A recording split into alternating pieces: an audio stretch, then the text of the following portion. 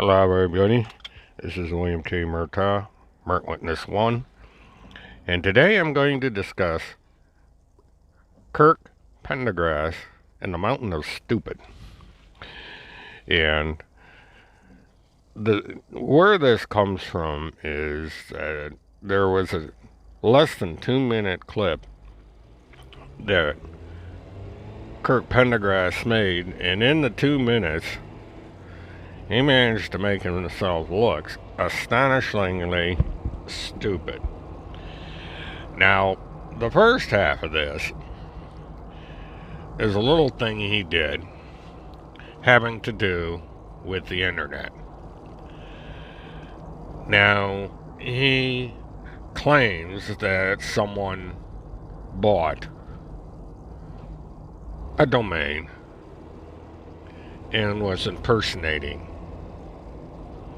his domain. Which, it happens. I've had it happen to me, and it's happened to other people. I mean, it's called domain squatting. And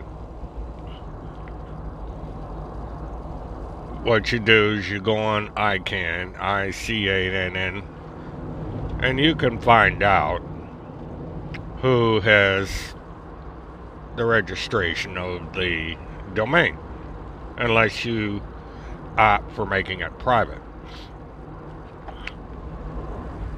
Now, according to Kirk Pendergrass, his domain is e-clause.org.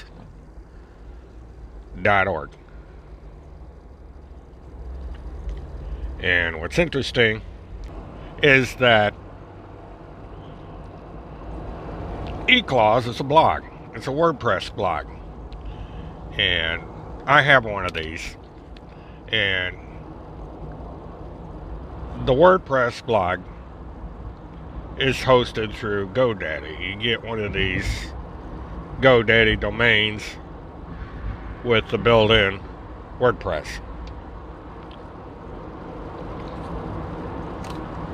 A lot of WordPress bloggers do this. It gives them a domain name and so on and so forth.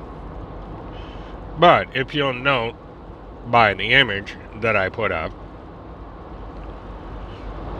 when you type in eclause.org, the URL changes, and it changes to wordpress.com/eclause or something similar. I'm driving my car, so I can't see the computer. So that's ordinarily how you get to a domain. You type in the name of the domain, it takes you to a domain. If it's a hosted domain and it has a built-in WordPress blog that you're doing your blog, it's going to come up. And that's what happened here. Now, there's some interesting things to point out about this particular website. And then I'll get on to the other stupid thing about Kirk Pendergrass, because we haven't quite hit the stupid part yet. Other than he apparently doesn't know how domains work. Anyway, when you log in to eclause, and you notice it's a blog, everything's fine. So, what is Kirk Pendergrass's problem? Well, like I said before, he thinks somebody's running around infringing on his copyright, and he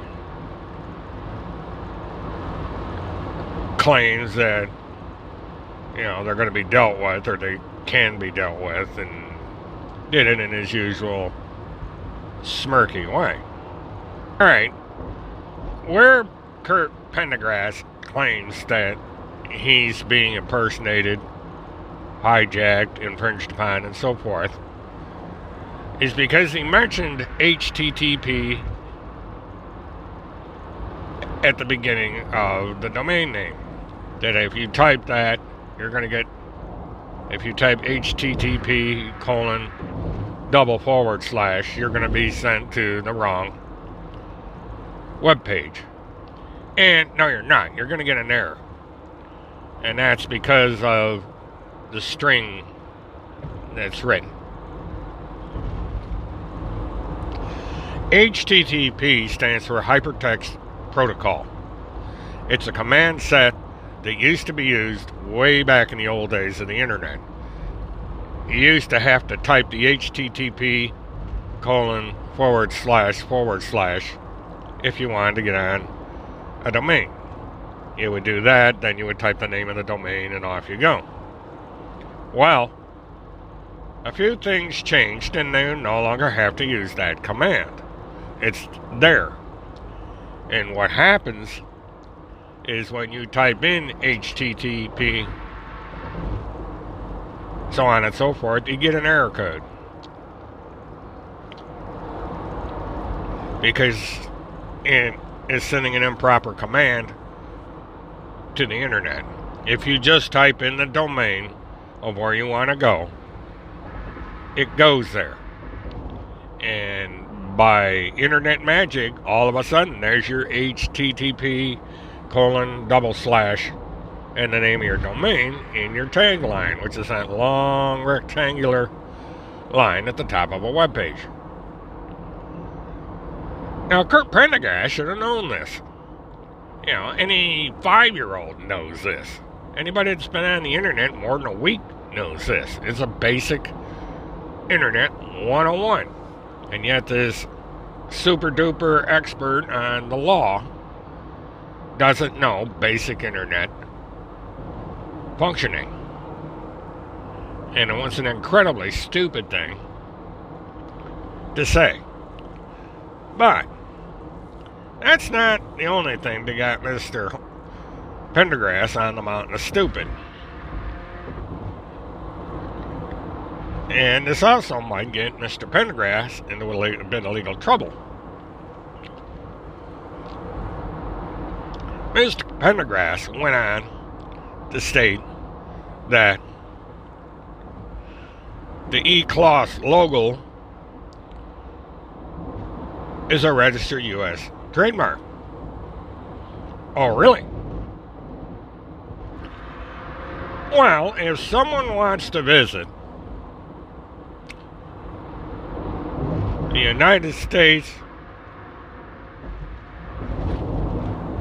Patent and Trademark Office, I might have the terminology backwards a little bit, but it'll be properly displayed in the video portion of this presentation. But this is where you go to register your trademark. It's usually done through a lawyer. You know, those things that Mr. Pendergrass doesn't think very much of. In order for the trademark to be properly registered, you have to go through this process. You simply can't go out and put the little P with a circle around it and call it a registered trademark. It's against the law. And when you apply for the trademark, it has to be specific to whatever goods and services you are providing under that trademark. If you're a business that's into auditing and doing damage control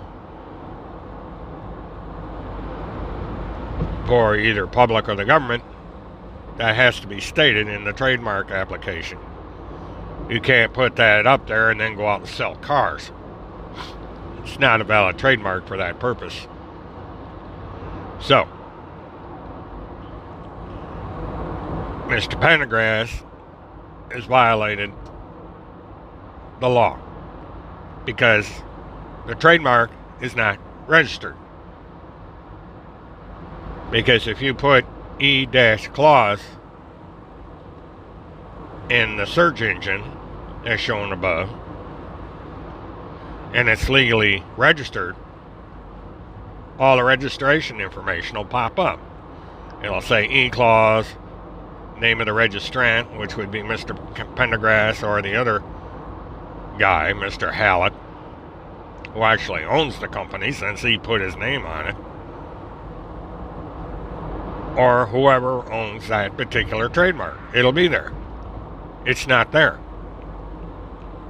Instead, I come up with an error. And the error says that there's no company on there registered as E-Clause LLC, E-Clause without the LLC. Period. So Mr. Pendergrass lied. So Mr. Pendergrass would need to show, number one,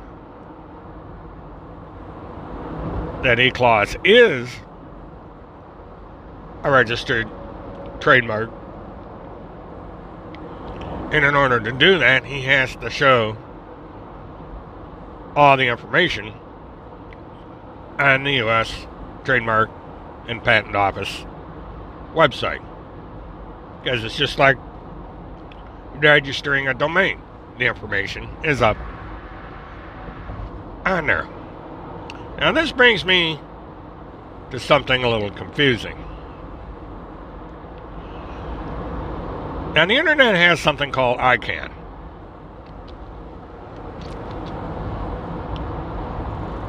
It's ICANN.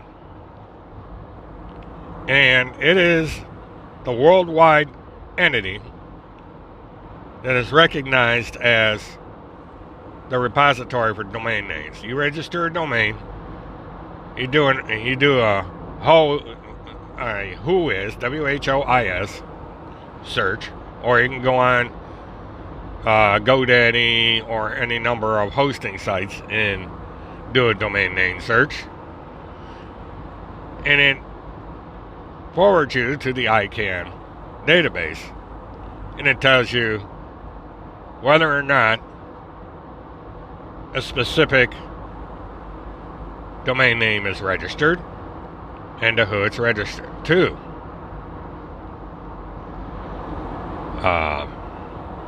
So I did eclause.org, exactly the way it's spelled on the logo. And as you can see, it comes off with a rather interesting registrant. Gray Mark Distribution, Minnesota.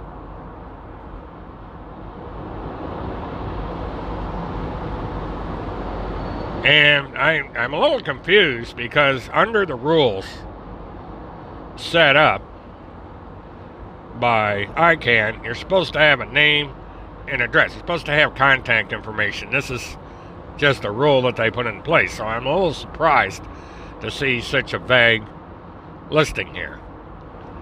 You know, there's a gray mark or gray, whatever it is, distribution.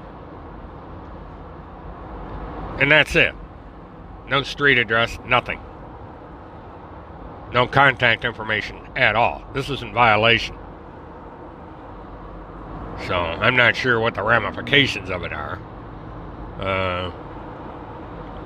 If someone were to complain, you might lose your domain. So I'm going to be checking on that one.